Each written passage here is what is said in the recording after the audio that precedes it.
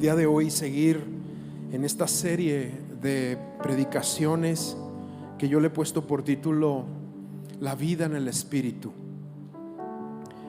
Y hoy quiero hablarte de ser libres de acuerdo al bosquejo que llevamos en Romanos capítulo 8, y vamos a leer del versículo 18 al 27.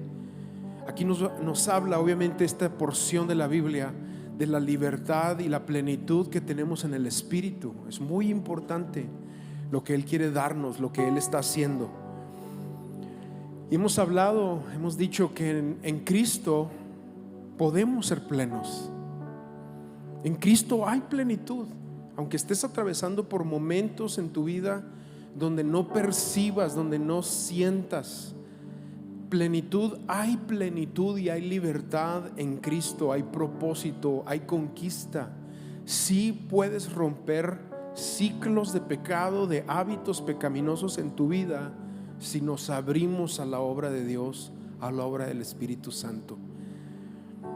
Lamentablemente, y el título que yo le puse es libres de desánimo y frustración, porque hoy en día hay muchos cristianos frustrados, muchos cristianos desanimados por ahí caminando, por ahí en las iglesias, y no dudo que aquí también hay mucho cristiano malacariento también, que se ha limitado a ser obediente, se le ha olvidado la pasión, el fuego, el deseo, el anhelo por su Dios. Se han quedado en el pasado. En algún momento de tu vida tuviste alguna experiencia, serviste al Señor, y tuviste un grupo, viviste momentos con Dios, con su Espíritu tan profundos, tan íntimos, pero pareciera como si ese es otro capítulo que quedó en tu vida en el pasado. Yo nada más quiero decirte que el proyecto de Dios para estos tiempos es que terminemos mejor de como empezamos. Que terminemos mejor de como empezamos.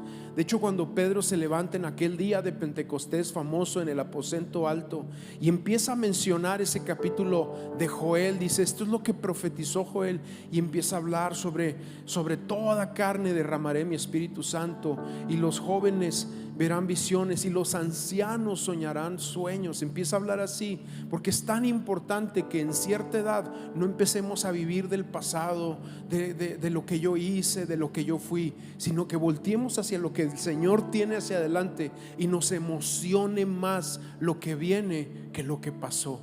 Y eso lo hace Dios, eso lo hace el Espíritu Santo.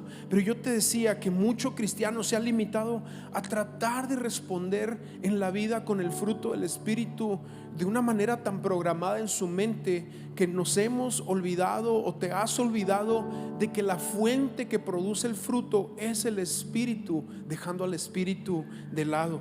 Y claro, yo entiendo, porque los golpes de la vida, las dificultades de la vida, las pérdidas, las rupturas, a veces hay sueños no alcanzados, enfermedades, limitantes económicos o económicas, gente decepcionada, ilusiones que se quedaron en el camino de un mejor matrimonio, un buen negocio, un buen trabajo, y a lo mejor estás atorado con todo eso.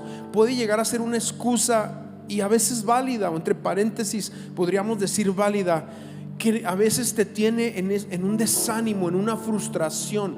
Pero el Señor quiere romper ese desánimo, el Señor quiere romper esa frustración a través de entrar en un nuevo capítulo de tu vida con el Espíritu, donde vayas a la fuente, donde vayas al manantial, y Él vuelva otra vez a eso que ha dejado ahí en tu corazón.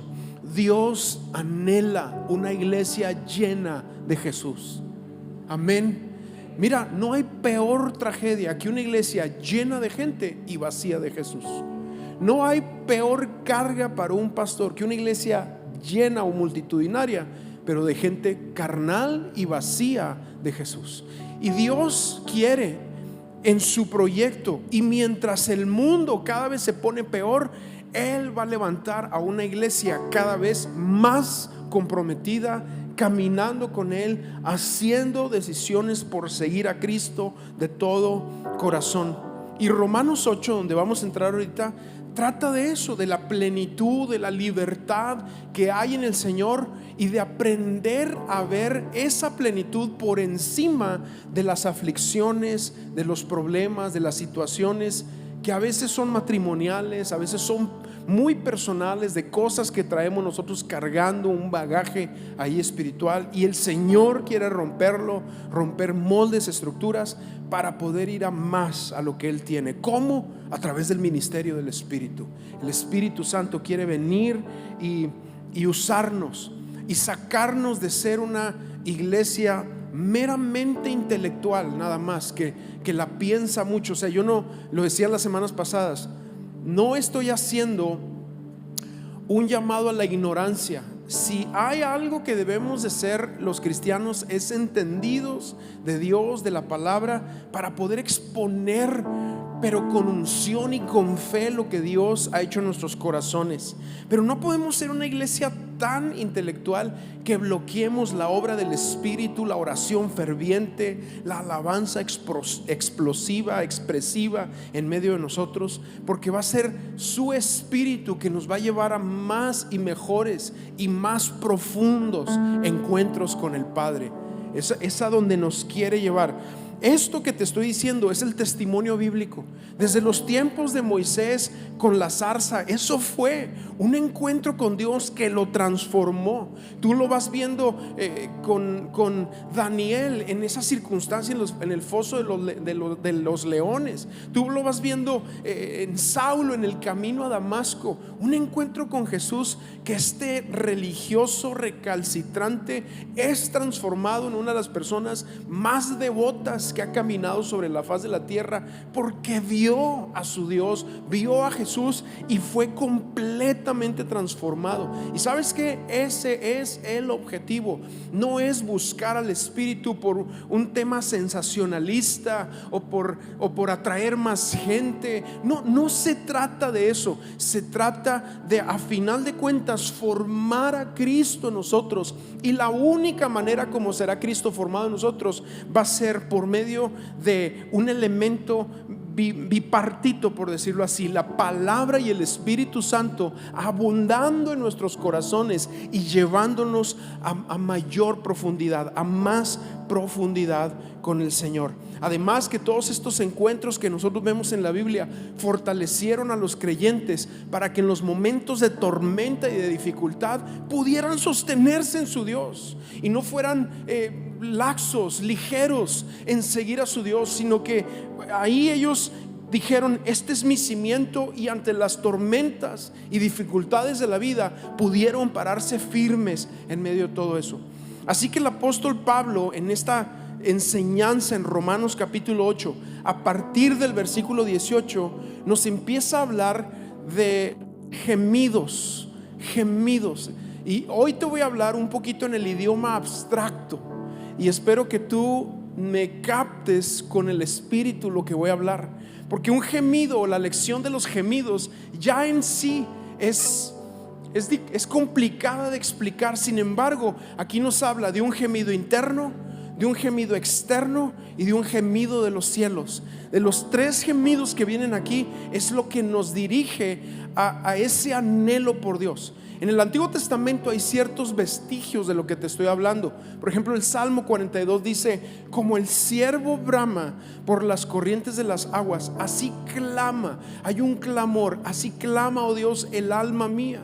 Porque hay algo en el interior del creyente que lo lleva a gemir, a decir: Señor, yo quiero más de ti. O no nada más a decir quiero más de ti, sino a decir: en el pasado yo viví esto y tuve esta experiencia y viví este momento y tuve esta experiencia con Dios, y ahora no las tienes, y tú dices: mi alma y mi corazón gimen por eso que en algún momento caminé y viví. Y si tú no lo has vivido, es donde yo quiero venir a este punto de encuentro contigo y con este mensaje de entender que nuestro caminar con Dios no puede ser meramente intelectual, a tal grado que no tengamos en nuestra historia espiritual momentos de choque con su Espíritu, con su palabra, que han transformado todo lo que somos. No nada más decir, pues es que un día empecé a venir a la iglesia y me invitaron y me gustó y estuvo bien, y hasta ese momento a lo mejor has tenido un encuentro con la alabanza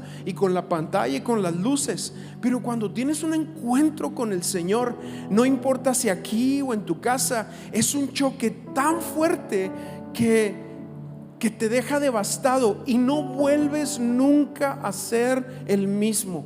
Y a eso te queremos llevar, a la realidad de que lo que vives aquí lo vivas en tu casa, en tu trabajo, en tus momentos manejando. Vivas la presencia de Dios en todo momento. Y yo te decía, comienza aquí el escritor de Romanos en el versículo 18 hablando de esa experiencia, la cual nos anima a superar, a mirar por encima de los sufrimientos actuales. Y lo dice así: de hecho, considero, en el versículo 18, que en nada se comparan los sufrimientos actuales con la gloria que habrá de revelarse en nosotros. Sufrimientos actuales, pues hay muchos. Hay cosas internas. Puedes estar pasando por un desánimo, por un problema matrimonial, personal, con tus hijos, financiero, de salud.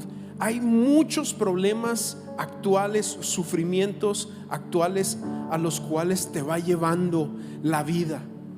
Pero Pablo, ¿qué hace? Inspirado por el Espíritu Santo, nos dice: hay más. Y yo quiero recordarte, iglesia, hay más. Hay más. Esto no lo es todo. Hay más en el Señor. Él quiere derramar más sobre ti. No quiere que quedes ahí donde estás y te conformes, porque yo veo a tantos creyentes hoy en día viviendo como arrastrando la cobija, como cuando decimos esa expresión: híjole, tengo hasta el agua hasta el cuello, y apenas puedes respirar un poquito del cielo. O expresiones como: híjole, ya quiero que llegue el domingo para recargar el tanque. Olvídate de eso, hay más. Él quiere que desde el lunes hasta el viernes y también hasta el sábado y domingo estés lleno de su Espíritu, y que vivas una realidad que a veces pareciera imposible, intangible, pero es que es una promesa, es una realidad, la plenitud del Espíritu Santo sobre nosotros. Así lo dice aquí: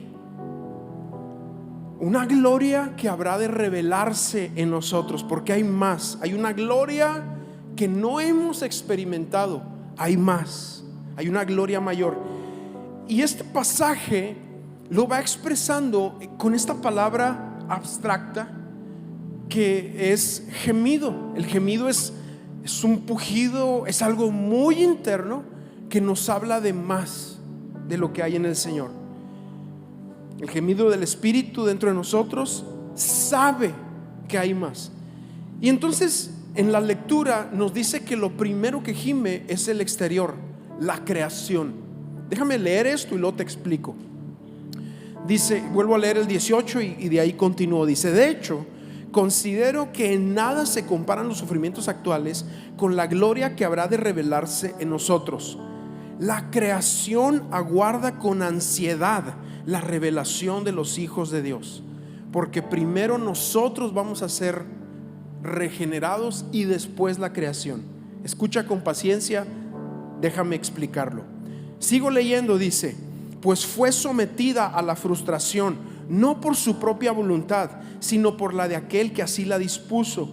Pero queda la firme esperanza de que la creación misma ha de ser liberada de la corrupción que la esclaviza, para así alcanzar la gloriosa libertad de los hijos de Dios.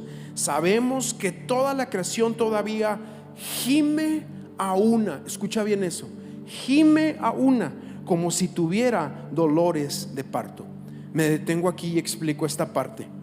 Cuando Dios creó este mundo, cuando Dios creó el cosmos, las estrellas, el espacio, lo que se ve hacia afuera, como lo microscópico, lo que no se ve, las células, los átomos, toda la creación de Dios, termina y dice: es buena, es buena. Y luego crea al ser humano, a Adán y a Eva, y entonces empiezan Adán y Eva a caminar sobre la tierra. Y la Biblia nos da solamente, porque hay muy poca información del mundo antiguo, hay muy poca información, pero era glorioso, a tal grado que Adán tenía capacidades de ponerle nombre a todos los animales de la tierra, los del cielo, los de la tierra, los del mar. Hay cosas ahí que quizá no podemos explicar, es un poquito abstracto también el tratar de hacer esa explicación. Sin embargo, hay algo que la creación presenció de ese momento que era vasto, era glorioso, era hermoso, era una armonía a tal grado que también Isaías nos habla un poquito del nuevo cielo y la nueva tierra, pero refiriéndose a ese momento de la creación antes de que entrara el pecado, donde se nos ponen ejemplos en Isaías de que, por ejemplo, el niño va a meter la mano en el agujero de la serpiente, y la serpiente, en lugar de reaccionar y morderlo y matarlo, se le va a enredar con amor y lo va a besar. Y luego vemos otro ejemplo de un león caminando con un cordero y un lobo también caminando con un cordero, que es imposible, porque en su naturaleza caída se los van a querer, obviamente, comer, se los van a querer cenar o lo que sea. Pero la Biblia nos habla de eso, y la creación se acuerda de esos momentos, por eso gime, porque sabe que será regenerada. Sabe que será regenerada. ¿Y cómo es esto? Pues como algún padre, por ejemplo, que tiene algún hijo que se separó del Señor, y ese hijo fue creyente y caminó con Dios, y buen muchacho, buenas calificaciones, deportista, buen chavo, pero algo pasó en su vida que este joven de repente se va como aquel hijo pródigo, se pierde, y entonces en el papá, en la mamá queda un gemido interno de decir: yo conocí cómo andaba este muchacho, y hay esta expresión interna de dolor que dice: ojalá que vuelva, y ora. Y es más, ya no sabe ni cómo orar por esa persona, hombre, mujer, esposo, esposa, padres, lo que sea, que se atoraron con problemas de la vida, pero que no están viviendo en la libertad gloriosa que hay en Cristo Jesús. Un poquito así es lo que la creación experimentó, este mundo experimentó, vio, pero ahora no es. ¿Por qué? Porque entró el pecado, y el pecado, yo lo explicaba en las demás reuniones, no nada más es que el ser humano se separó de Dios, sino que generó un cataclismo universal.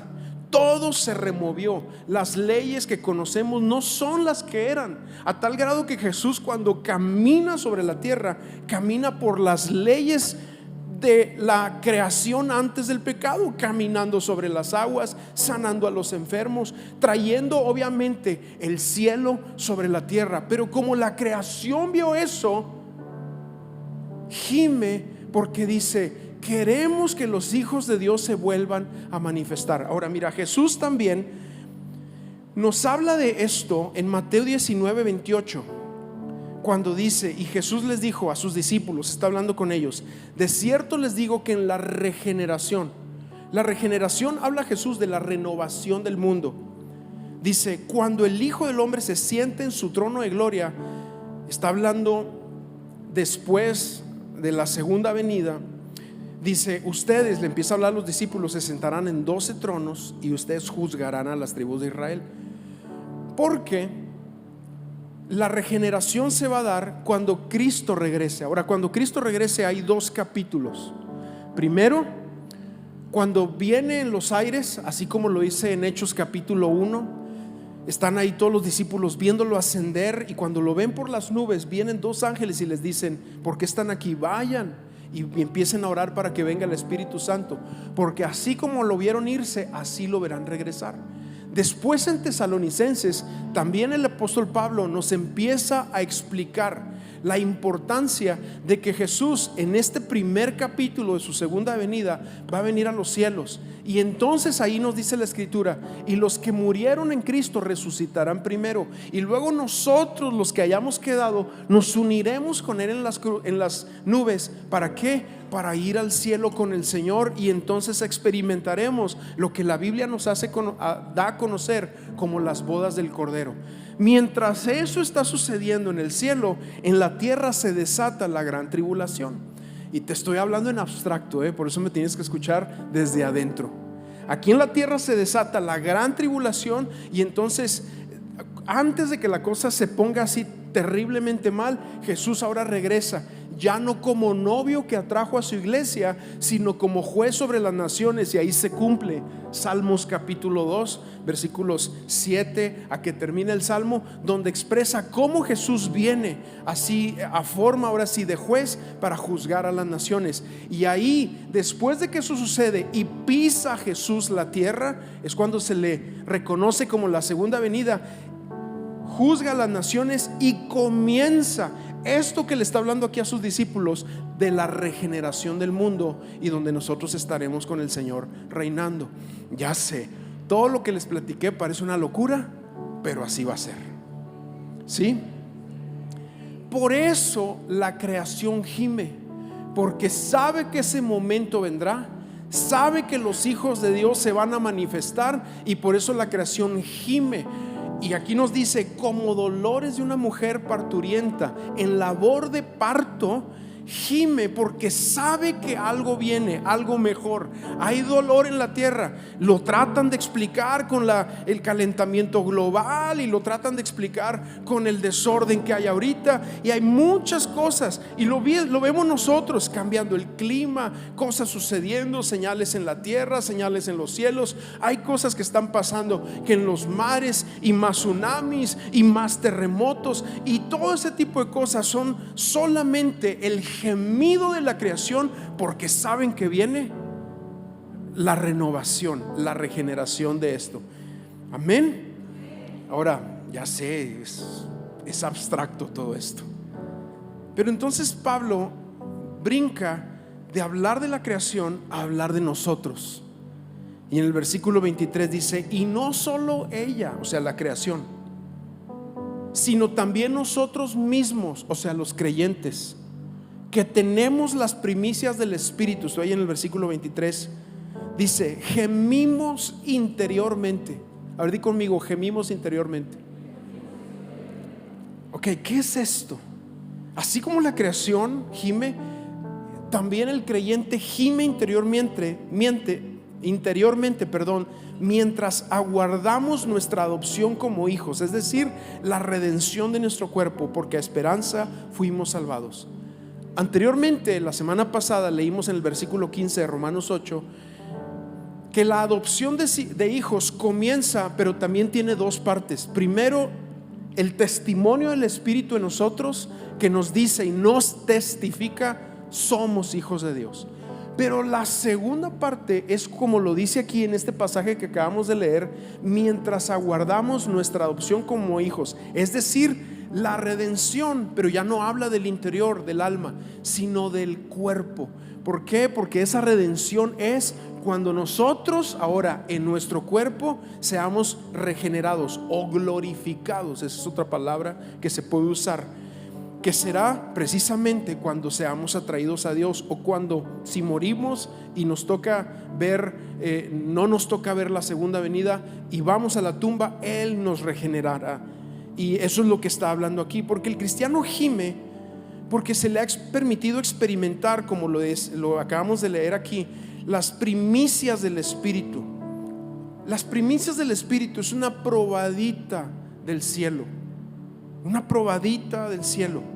Hay una figura de esto en el Antiguo Testamento, cuando los espías van a la tierra prometida.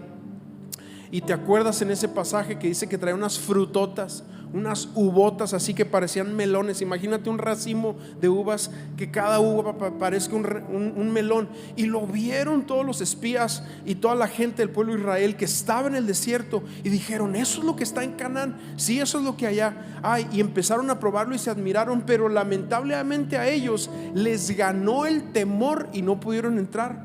Se tuvo que levantar una nueva generación para poder entrar a la tierra prometida y hacer de eso una realidad sobre ellos.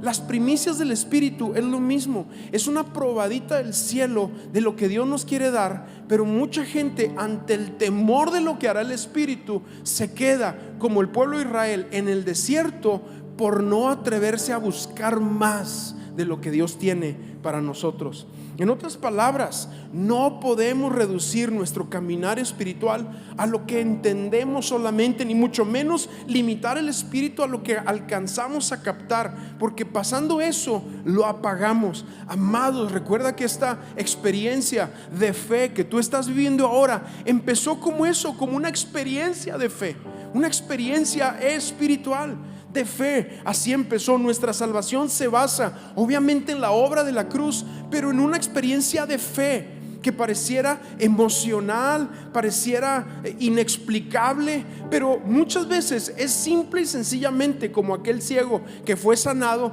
y lo sacudían para decirle: explícanos cómo pasó eso. Es que yo solo sé que estaba ciego y ahora puedo ver. Y así es nuestra experiencia con el Señor. Hay cosas que sí se pueden explicar, hay cosas que sí se pueden decir, hay cosas que sí podemos decir: bueno, aprendí esto y en la palabra y la doctrina, pero a final de cuentas es una experiencia de fe espiritual donde nosotros entramos a una plenitud, a un nuevo caminar. Ahora, escúchame bien también aquí. Lo mismo es el mover del Espíritu. Pablo se lo dice a los Gálatas. Les dice: solo quiero que me respondan a esto. ¿Recibieron el Espíritu por las obras que demanda la ley, o sea, por el esfuerzo humano? ¿Recibieron el Espíritu por el esfuerzo humano o por el haber oído con fe el mensaje que aceptaron? Porque los confronta a entender que Cristo y la obra del Espíritu es por oír con fe, por oír con hambre lo que Dios quiere hacer en medio de nosotros. Pero cuando nosotros insistimos mucho en tratar de razonar, de explicar, de sistematizar nuestra experiencia de fe, nos limitamos a vivir por los esfuerzos humanos. Esa es la realidad. A final de cuentas, las experiencias de fe, las experiencias con Dios, son cosas que a veces parecen absurdas y ridículas a los demás, pero para el que las vive son reales, son verdaderas. Mira, esta semana vi un reel ahí en Instagram que les dije a los muchachos que lo prepararan para que ustedes los vieran, porque nos habla de una experiencia de lo que está pasando en Irán, en el mundo musulmán, un país sumamente cerrado donde no se permiten Biblias y donde no hay iglesias, por lo menos a la vista. Hay iglesia clandestina solamente. Y quiero que pongas atención a esto que vas a escuchar, porque esto nos habla de lo que está pasando hoy en día. Esto no es del pasado, esto no es cientos de años atrás, es lo que pasa hoy en día. Ahora, la persona que va a hablar aquí es argentino, habla en argentino, así que tienes que ponerle mucha atención. Hay subtítulos, pero como quiera pon mucha atención. Mi suegra era musulmana, entonces mi esposa estaba orando por mi suegra, oraba y ella nada. Un día mi suegra está orando a Alá. Viste que los musulmanes, los chiitas oran 3 veces al día, los sunitas 5 veces al día. Entonces mi suegra estaba orando a Alá, había puesto la alfombrita, estaba haciendo el namaz, que es el orar, estaba orando mi suegra, Alá, y se le aparece Jesús. Y le dice: yo soy Jesús. En persa le habla, le dice: yo soy Jesús. Le dijo: Yaste, se llama, yo soy Jesús. Yo soy el camino, soy la verdad y soy la vida, seguime. Ella estaba arrodillada orando a Alá y se le aparece Jesús. Ella no pudo ver de la cintura para arriba. O sea, dice que era una luz muy grande, era una persona, no era una visión, una persona que no tenía, le brillaba todo, los zapatos, o sea, la vestimenta, todo eso lo explica así. Empezó a temblar como una hoja. Bueno, después se va al living, cuando estaba pálida, se va al living aterrada, le cuenta a mi esposa lo que era, y mi esposa saca un evangelio de Juan y le dice: mamá, el Jesús que vos viste no es el profeta del Islam, sino es Jesús, el Hijo de Dios. Jesús es Dios. Acá en Juan dice: yo soy el camino, la verdad y la vida. Dice: eso fue lo que me dijo, Nada. Bueno, ahí se convierte mi suegra y por 4 años estuvieron con una sola Biblia. Wow. Y esto es lo que está pasando, o sea, esto es una realidad. Yo de primera mano, cuando fuimos a Turquía, conocimos a una chica, y lo he platicado aquí, una chica que estaba en la iglesia de allá, que soñó. El pasaje de Romanos, no recuerdo si era el 10:17 o el Romanos 10:9. Creo que era el Romanos 10:9. En las reuniones pasadas dije 17, pero recordando ahí la historia era el 9. Y ella sonó Romanos 10:9, soñó Romanos 10:9, Romanos 10:9. Una chica musulmana que jamás nunca había abierto una Biblia, que no conocía cristianos, jamás había habido una iglesia, jamás. Y soñó eso. Y empezó a preguntarse qué es eso, y con amigos, oye, soñé Romanos 10:9, soñé Romanos 10:9. Y empieza, y de repente ahí en la universidad, oye, yo creo que hay esa cita, le dice alguien por ahí, es de la religión de los cristianos. Y había un muchacho que conocía a alguien, y entonces esta persona va con ella y le dice, sí, eso está en la Biblia, lo que soñaste, aquí está. Y dice más, ¿qué dice? Cerca de ti está la palabra, en tu boca y en tu corazón. Esta es la palabra de fe que predicamos. Y ahí está el 9, que si confesas con tu boca que Jesús es el Señor y creyeres con tu corazón que Dios le levantó de los muertos, serás salvo. Y la conocimos, su testimonio. Por más que digamos, no, es que es emocionalismo, es que se lo inventó, no, es su experiencia personal. Y sabes que el avivamiento que hay en Irán de los últimos 15 años es la realidad de lo que Dios está haciendo. Es esta expresión, esta expresión que hay en el interior por lo que Dios quiere hacer. Así como muchos de ustedes han vivido experiencias, han tenido momentos con Dios tan profundos que no los podrías explicar a nadie más, pero está ahí, y a lo mejor los dejaste de tener y te has limitado a un tipo, una forma de cristianismo limitado, donde apenas puedes tomar el aire, el oxígeno, donde te la pasas arrastrando la toalla, pero hay más. Y eso es lo que Pablo nos está diciendo aquí, y ese es el gemido interno del creyente que dice, sí, Señor, anhelo y hay más, ansío el ministerio del Espíritu. Ahora, ¿hay abusos? Claro que sí. Han habido muchos abusos, y yo nunca me he detenido a hablar de los abusos de la iglesia, pero han habido han habido abusos, o vienen los abusos cuando queremos prolongar los movimientos del Espíritu a la fuerza, o cuando hay pecado y carnalidad, o cuando se distorsiona la gloria de Dios convirtiendo al hombre en el protagonista, cuando se imponen creencias no bíblicas, etcétera. Hay abusos cuando eso se da, pero no descartemos la obra de lo que el Espíritu Santo quiere hacer por los errores de los hombres, porque de los hombres solamente podemos esperar errores. Amén. Sin embargo,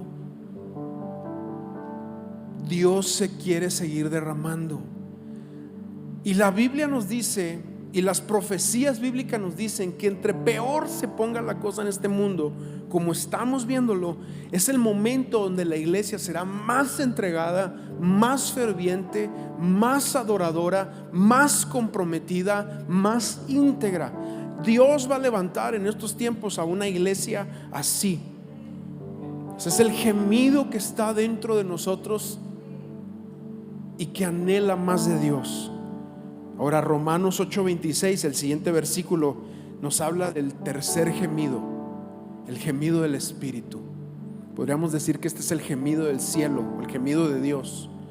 Y dice, asimismo, en nuestra debilidad el Espíritu acude a ayudarnos. No sabemos qué pedir, pero el Espíritu mismo intercede por nosotros con gemidos que no pueden expresarse con palabras. Y Dios, que examina los corazones, sabe cuál es la intención del Espíritu, porque el Espíritu intercede por los creyentes conforme a la voluntad de Dios. Fíjate, Pablo nos enseña cómo orar, nos enseña, nos modela cómo debe ser la iglesia. Nos dice, en realidad no sabemos cómo pedir, necesitamos del Espíritu Santo, y el Espíritu nos ayuda para pedir correctamente. ¿Sabes que Jesús, cuando caminó sobre la tierra, también de él hay gemidos? En Marcos capítulo 7, cuando va a sanar a un sordomudo, él gime, dice la palabra, y luego dice éfata y luego lo sana.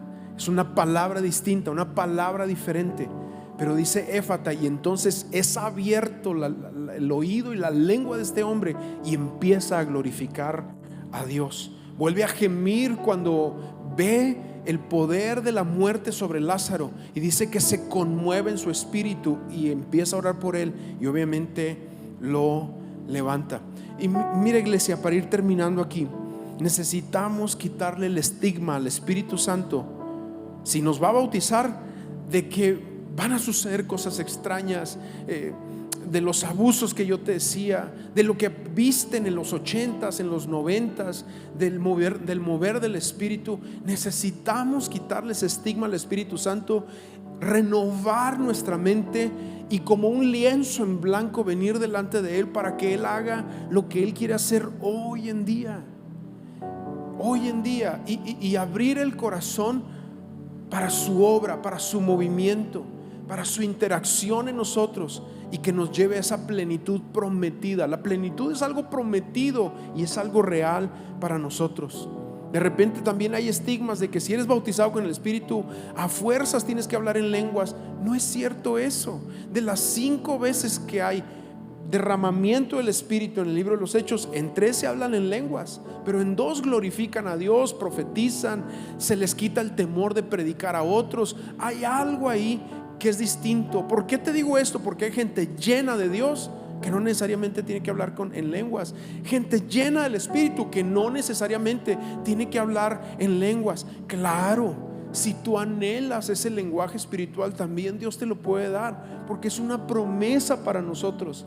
Pero no veas y no estigmatices el momento como algo del pasado, donde viene alguien, impone la mano y te agarra la garganta y te sacude y habla a fuerzas. Y no, quita todos esos excesos y abusos del pasado y ábrete a Dios para que Él opere en algo tan real, que la persona que se ve aquí adorando al Señor sea la misma persona que en el secreto, en la rutina y donde nadie te ve, ahí sea la misma persona íntegra delante de Dios. Amén.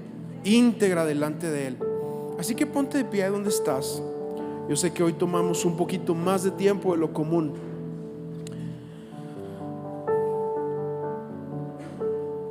pero creo que vale la pena, ¿sí? Y lo principal aquí es que el Señor quiere regresarte. Para todos aquellos que han vivido alguna experiencia con Dios, con su Espíritu, Él quiere que tú vivas eso. Vaya, mira, lo explico así: la presencia de Dios se vive siempre en forma de testimonio de la palabra, pero también Él quiere meternos a vivir el cielo en la tierra, a vivir momentos especiales donde todos los problemas de alrededor, el humo y las situaciones pierden su valor, porque su presencia te envuelve. Amén, te envuelve. Así que ahí donde estás, cierra tus ojos un momento, y yo quiero hacer este llamado. Mira, si tú quieres ser lleno del Espíritu Santo, a lo mejor tú nunca has sido bautizado con su Espíritu, o en algún momento de tu vida lo viviste, pero lo olvidaste, se quedó atrás, y Dios quiere volver a renovarte. Ahora, no significa que ahorita vaya a pasar algo, tampoco quiero poner esa presión, pero sí significa que quiero que en ti haya hambre por decir: Señor, anhelo más de ti. Si tú quieres más de Dios, de su Espíritu, yo te invito a salir de tu lugar y venir aquí al frente. Vente, si eres tú, sal de tu lugar. Si tú quieres la llenura, el bautismo del Espíritu, sal de tu lugar, vente aquí al frente, vente aquí al frente. Vénganse aquí al frente, vengan, lleguen aquí casi pegados a la plataforma, para permitir que los que vienen atrás se les deje espacio. Y esto es para todos, si tú eres líder, si tú eres staff, si todos aquí, es para que podamos venir y decir: Señor, anhelo tu presencia. Pero míralo, también tenemos que tener honestidad, porque hay momentos donde estamos secos y no lo queremos aceptar. Y lo primero es eso: aceptar que estamos secos y que necesitamos de Él. ¿Sabes cómo se expresa la sequedad? Por tanta queja.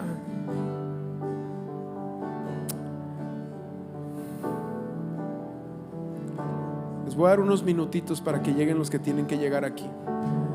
Vénganse, vénganse, vénganse. Vamos a orar.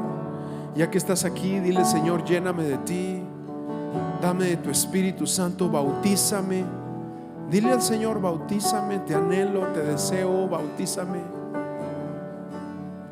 Espíritu Santo, sopla, descarga tu fragancia sobre nosotros. Ahí, dilo, ahí donde estás. Te anhelo, te deseo.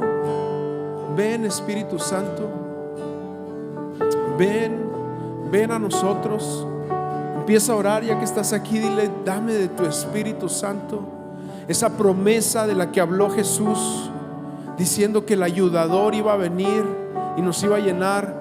Trae esa promesa, ese don de lo alto, tráelo a nosotros, a nuestras vidas. Empieza a orarlo, iglesia. Muchos de ustedes ya han vivido momentos con Dios hermosos, pero han quedado en el pasado. Y Dios quiere regresarte a ese fervor, a ese compromiso, a esa pasión. En el nombre de Jesús, empieza a orar y dile: Señor, dame de ti, dame de ti. Creo que hay más que tienen que estar aquí adelante. No sé por qué, ese es mi sentir. Te estás deteniendo. Vente. Claro que se puede en tu lugar, pero hay algo especial cuando sales y dices: Señor, me expongo y aquí estoy. Señor, gracias. Hazlo en nosotros. En el nombre de Jesús. Ven, Espíritu, ven, Espíritu Santo. Ven en medio de nosotros. Derrama. Porque los que están aquí adelante, levanta tus manos, dile: lléname de ti, bautízame, ven, Espíritu Santo. Que tú rompas, Señor, el lazo que genera la frustración, la derrota que hay en la frustración, en el desánimo. Lo rompas, Señor, y hoy tu iglesia reciba la plenitud que hay en ti. Paz al que no tiene paz, gozo al cansado que tiene que ser renovado en sus fuerzas, tranquilidad al que su mente le da vueltas. Y gracias, Señor, a aquel que ha estado bloqueado para buscarte. No te buscamos para que nos arregles, Señor, te buscamos porque te deseamos, Espíritu Santo. Deseamos tu movimiento en nosotros para orar, para adorarte con profundidad, para exaltar tu nombre con honestidad, con vidas que se rinden delante de ti. Gracias, Señor, gracias. Una vez más vamos a cantarlo. Levanta tus manos, iglesia. Sí.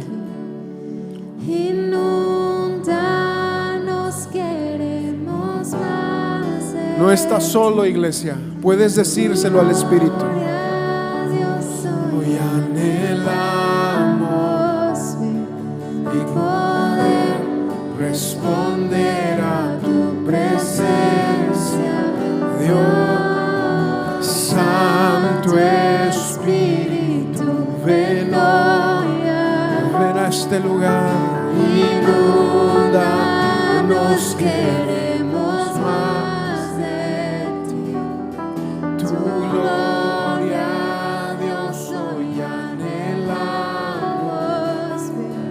y poder responder a tu presencia. Amén, dilo.